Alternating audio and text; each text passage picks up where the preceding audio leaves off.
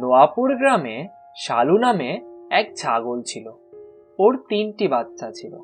বাচ্চাদের নিয়ে ও খুব টেনশনে থাকতো, কেননা গ্রামের সীমানাতেই একটি ঘন জঙ্গল ছিল। ওর সব সময় ভয় হতো কখন না জানি ওরা খেলতে খেলতে জঙ্গলে চলে যায় আর বন্য পশু পাখির শিকার হয়ে যায়। এই ব্যাপারে চিন্তিত ছাগল সবসময় তার বাচ্চাদের গাইড করত, যেন তারা কখনো ওই জঙ্গলের দিকে না যায়। আরে জানো, জঙ্গলে কিন্তু অনেক সবুজ সবুজ ঘাস চারিদিকে ছড়িয়ে রয়েছে। কথাগুলো শুনে ওর চারদিকে সবুজ চারা দেখার ইচ্ছে হয়, আর ও চুপচাপ জঙ্গলের দিকে চলে যায়। আর ওইদিকে ছাগলের বাচ্চাটা সবেমাত্র খেলতে খেলতে জঙ্গলে কিছুটা ভিতরে ঢুকেছে। অমনি 3-4টা নেকড়ে এসে ওকে ঘিরে ধরে। এটা দেখে ছাগলের বাচ্চাটি ভীষণ ভয় পেয়ে যায় আর জোরে জোরে ডাকতে থাকে, তার মাকে ডাকতে থাকে। এটা দেখে সব নেকড়েগুলো হা হা করে হেসে দেয়। কি নাতুস নুতুস ছানা, এটাকে যদি পরশুদিন পেতাম না। আরে পরশুদিন তো আমার জন্মদিন ছিল না, পার্টিটা আরো জমে যেত।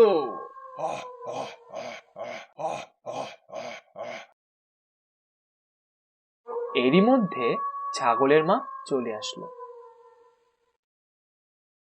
ভাই, আমার মনে হয় এবার আমাদের বিরিয়ানি পার্টিটা অনেক ভালো জমবে। 250 গ্রামের সাথে 1 কেজি ফ্রি।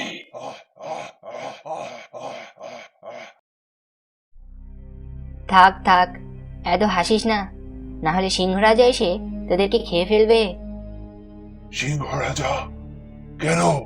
তোমার কি মনে হয় আমি ওকে এখানে ছেড়ে কেন গিয়েছিলাম জানো?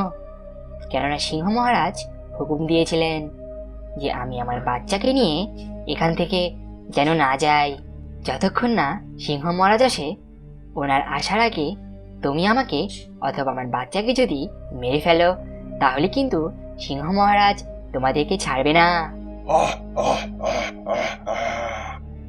সিংহ মহারাজ বুঝবেন কি করে যে আমরা তোমাদের মেরে খেয়েছি?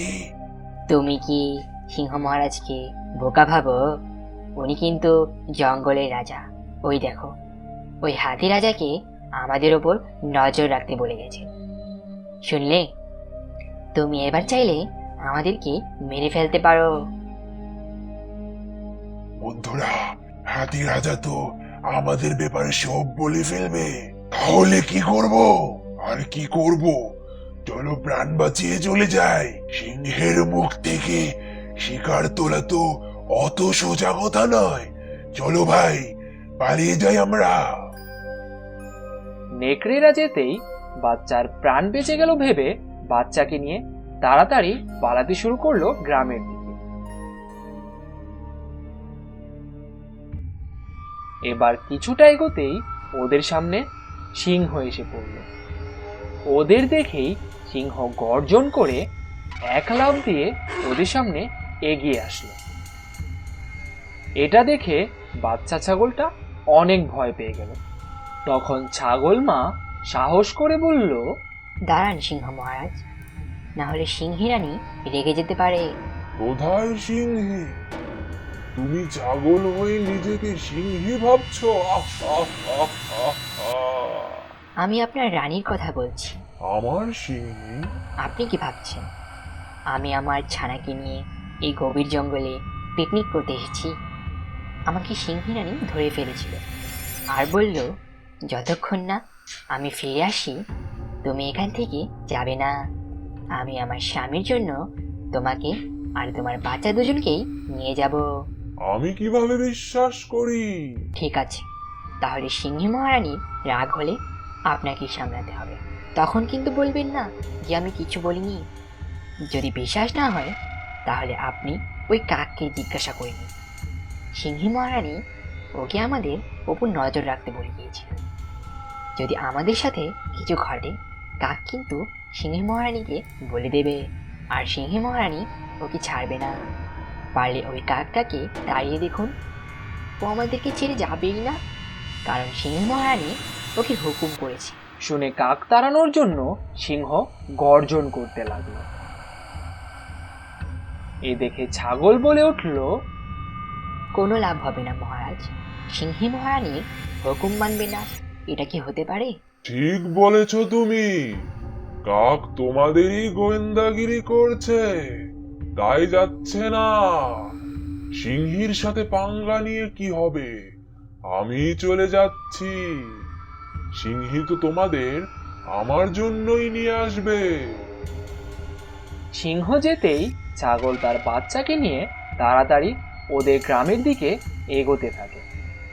কিছুটা এগোতেই সামনে সিংহী এসে পড়ল। সিংহী ওদের দেখেই গর্জে ওঠে। সিংহীকে গজরাতে দেখে ছাগল ছানাটি অনেক ভয় পেয়ে গেল। বাহ, আজ আমার সিংহ রাজা এই দুটো তাজা ছাগল পেয়ে খুব খুশি হয়ে যাবে। স্বামী স্ত্রী হয় আপনাদের, দুজন দুজনকে সত্যি খুব ভালোবাসে। তার মানে রোজ আপনি সিংহ মহারাজের জন্য শিকার করে নিয়ে যান, আর সিংহ মহারাজ আপনার জন্য আমাদের দুজনকে শিকার করার প্ল্যান করেছিলেন। তো আমাকে বললো না কেন? বলেছিলেন সিংহী গুহায় ফিরুক, তারপর তোমাদেরকে আমি নিয়ে যাব। সিংহীকে আজকে আমার তরফ থেকে পার্টি। সত্যি সিংহ রাজা আজ আমার ব্যাপারে এই ভাবছে? আপনি গুহাতে যান তো আগে, উনি এসে আমাদেরকে নিয়ে যাবেন। আচ্ছা, আমি চলে যাচ্ছি, কিন্তু আমি চলে গেলে তোমরা যদি পালিয়ে যাও? আমরা তো এখনো পালাইনি, আর আমাদের ওপর নজর রাখতে সিংহ মহারাজ এই খরগোশটাকে রেখে গেছে। আমি যেখানে যেখানে যাব ওই খরগোশটাও আমাদের পিছনে পিছনে আসবে, আর সেই সিংহ মহারাজকে সব বলে দেবে। বলো খরগোশ। দেখলেন, আমার কথা শুনে ওর কান খাড়া হয়ে গেল। হ্যাঁ, আমি এখনই গিয়ে সিংহ মহারাজকে পাঠিয়ে দিচ্ছি। তারপর ছাগল তাড়াতাড়ি করে গ্রামের দিকে ছুটে গেল। তুমি কোথায় গিয়েছিলে? আমরা তো ভয় পেয়ে গিয়েছিলাম যে তোমাদের যদি কোনো হিংস্র পশু ধরতো। আমাকে কয়েকটা হিংস্র নেকড়ে ধরেছিল, আবার সিংহ এবং সিংহীও এসেছিল, কিন্তু মা আমাকে তাদের থেকে বাঁচিয়ে এখানে এনেছে। কিভাবে মা ওদের সাথে লড়াই করলো? বাচ্চারা, লড়াই করার জন্য শুধু শক্তি না, ধৈর্যও লাগে। একটা কথা সব সময় মনে রাখবে, বিপদ আসলে কোনোদিনও ভয় পেয়ে যাবে না। ধৈর্য, সময় এবং বুদ্ধি দিয়ে কাজ করে যাবে, দেখবে তুমি প্রত্যেকটা বিপদের সমাধান পেয়ে যাবে। এর ধারে ছোট্ট একটি ঘর, সেখানে থাকে 7টি ছাগল ছানা ও তাদের মা। ছাগল ছানারা নিচে গিয়ে ঘুরে বেড়ায়, যা পায় তাই খায়। মায়ের সাথে মাঝে মাঝে দূরের বনে যায়। একদিন মা ছাগল বলল, আমি আজ কাজে বের হচ্ছি, অনেক দূরেই যেতে হবে। ফেরার সময় তোমাদের জন্য নিয়ে আসবো ভালো ভালো খাবার। তাই না শুনে ছাগল ছানারা খুব খুশি। কিন্তু বাচ্চারা, একটা কথা, দিনকাল ভালো নেই, তোমরা কিন্তু ঘর থেকে একদম বের হবে না। কোথায় কোন বিপদ ঘটবে কেউ তা বলতে পারে না। তাহলে আমরা কি করব? দরজা জানালা বন্ধ করে ঘরের মধ্যে খেলাধুলা করবে। আমি ছাড়া অন্য কেউ এলে ভুলেও দরজা খুলবে না। এই বলে মা ছাগল রওনা দিল নিজের কাজে। কিন্তু সেই বনে ছিল দুষ্টপাজি বদমেজাজি এক নেকড়ে। যেমন তার হাঁক ডাক, তেমন তার তেজ। সারাক্ষণ হম হম সবার উপর করে জুলুম। নেকড়ে অনেক দিন ধরেই এই সুযোগের আশায় ছিল, কি করে ছাগলছানাদের সাবার করা যায়।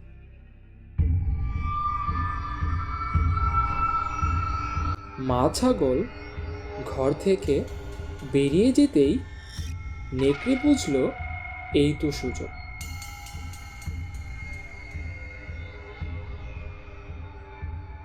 নেকড়ে পা টিপে টিপে এলো ছোট্ট ঘরের সামনে। দরজার পাশে দাঁড়িয়ে নাক উঁচু করে শ্বাস টানল। তখন সে মা ছাগলের মতো গলার স্বর নকল করে ডাক দিতে লাগলো। তবু তা শুনেই ছাগলছানারা বুঝে গেল এটা তাদের মায়ের ডাক নয়। তুমি আমাদের মা নও, আমাদের মায়ের ডাক আরো মিষ্টি, আরো চিকন। নেকড়ে বুঝতে পারল সে ধরা পড়ে গিয়েছে।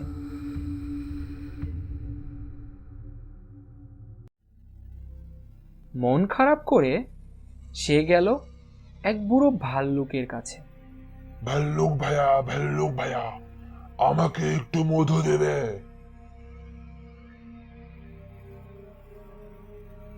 ভাল্লুকের মধু খেয়ে গলাটাকে আরো নরম করে নেকড়ে গেল আবার ছাগলছানাদের কাছে। এবার তার কণ্ঠটা ভারী নরম, ভারী চিকন। বাছারা দরজা খোলো, আমি তোমাদের মা এসেছি। ছাগলছানারা বুঝল সত্যি বুঝি ওদের মা এসেছে। ছানাটা জানালা খুলে যেই না বাইরে তাকিয়েছে অমনি দেখে কালো কালো লোমশ দুটি থাবা। জলদি করে বন্ধ করে দিল সে জানালা। তারপর ভয়ে কাঁপতে কাঁপতে বলল, তুমি আমাদের মা নও, আমাদের মায়ের পায়ে বড় বড় লোম নেই। এই না শুনে নেকড়ে একেবারে চুপ মেরে গেল। তাই বলে নিরাশ হলে চলবে না। আবার সে নতুন ফন্দি আঁটতে লাগলো। ছুটতে ছুটতে গেল সে এক নাপিতের বাড়ি। নাপিত ভাইয়া, ঘুর দিয়ে আমার পায়ের লোমগুলো একটু চেঁচে দাও না ভাই। নাপিত বেচারা ভয়ে কাঁপতে কাঁপতে খুব তাড়াতাড়ি নেকড়ের লোম সাফ করে দিল। এইবার নেকড়ে খুব মনের আনন্দে হেলে দুলে এলো সেই ছোট্ট ঘরের সামনে। খুব ধীরে ধীরে দরজার সামনে গিয়ে দাঁড়ালো সে। তারপর নরম সুরে বলল, বাছারা দরজা খোলো, আমি তোমাদের মা এসেছি। জানালা খুলে পায়ের দিকে দেখল। এই পা ওদের মায়ের পা। তারপর তারা দরজা খুলল। নেকড়ে তখন হুংকার দিয়ে ভেতরে ঢুকল। ভয়ে আতঙ্কে চিৎকার শুরু করলো ছাগলছানা। এক একজনকে ধরে আর কপাত করে গিলে খায়। মনের আনন্দে ঢেকুর তোলে। এইভাবে ঝটপট 6 জনকে সাবার করে ফেলল নিমিষেই। ছোট ছাগলটি লুকিয়েছিল দরজার পাশে। নেকড়ে তাকে আর খুঁজে পেল না। 6 জনকে সাবার করে নেকড়ের তখন ভরপেট। প্রাণ করে আইটাই, কোথায় যাই কোথায় যাই। কিছু দূর হাঁটতেই নেকড়ে টের পেল শরীর যেন আর চলে না। নেকড়ে একটা গাছের ছায়ায় চিত হয়ে শুয়ে পড়ল। তারপরই সে তলিয়ে গেল গভীর ঘুমে। ওদিকে বিকেলবেলা ছাগল মা ফিরল কাজ সেরে। দরজা খোলা দেখেই আঁতকে উঠল, সর্বনাশ, বিপদ ঘটে গেছে। ঘরে ঢুকেই ছাগল মা পাগলের মতো এদিক ছোটে ওদিক ছোটে, নেই, কোথাও কেউ নেই। তখন কুই কুই করে বেরিয়ে এলো ছোট্ট ছাগলছানা। মাকে খুলে বলল সব ঘটনা।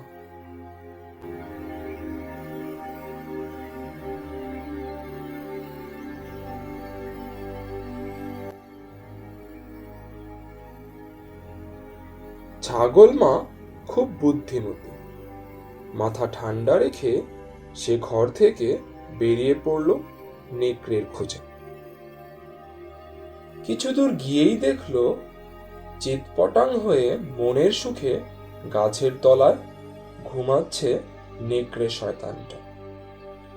ছাগল মা তার পাশে গিয়ে ধাক্কাধাক্কি করল, কিন্তু কোনো সাড়া শব্দ না পেয়ে নেকড়ের পেটের মধ্যে কান দিতেই ছাগল মা শুনতে পেল ছাগলছানাদের শব্দ। মায়ের মন তখন খুশি হয়ে উঠল। তখনই ঘরে ফিরে সে ছুরি আর সুই সুতা নিয়ে আবার গেল নেকড়ের কাছে। ছুরি দিয়ে নেকড়ের পেট চিরল ধীরে ধীরে।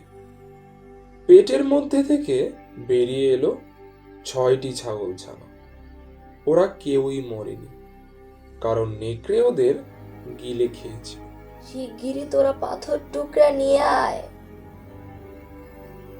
তারপর তারা সবাই মিলে পাথরের টুকরো ভরল নেকড়ের পেটে। ছাগল মা খুব সুন্দরভাবে পেটটা সেলাই করে দিল। নেকড়ের কিছুই বুঝবার কোনো উপায় রইল না। ছাগল মা ফিরে এলো আপন ঘরে, আর নেকড়ের সেই ঘুম ভাঙল অনেক রাতে। হাই তুলে নেকড়ে যখন চোখ মেলেছে, দেখে চারদিকে কেমন অন্ধকার, আর পিপাসায় যেন কলিজাটা ফেটে যাচ্ছে। কোনো মতে সে উঠে দাঁড়ালো। পেটটা যেন আগের চেয়ে অনেক বেশি ভারী মনে হচ্ছে। কোনো মতে টলতে টলতে নেকড়ে গেল নদীর ধারে, আর যেই না সে নেমেছে পানিতে, অমনি পেটের পাথরের ওজনের তাল সামলাতে পারল না বেচারা। অত ওজন নিয়ে তলিয়ে গেল পানির গভীরে। ছাগলছানারা তারপরে লতাপাতা খেয়ে বনে বাদারে ঘুরে বড় হতে লাগলো নিশ্চিত মনে।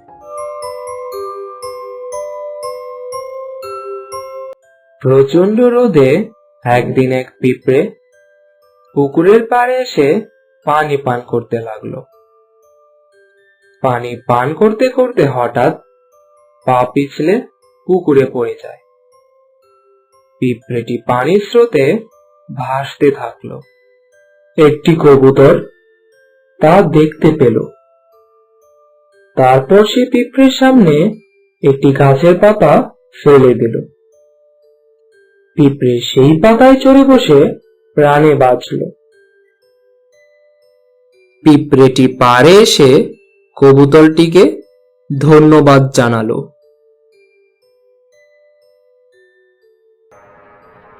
কিছুদিন পরে পিঁপড়েটি দেখতে পেল একজন শিকারী সেই কবুতরটির দিকে তীর ছুঁড়তে উদ্যত। কুট করে সে কামড় বসিয়ে দিল। উহ করে উঠতেই হাতের তীর গেল ফসকে, আর কবুতরটি উড়ে গেল।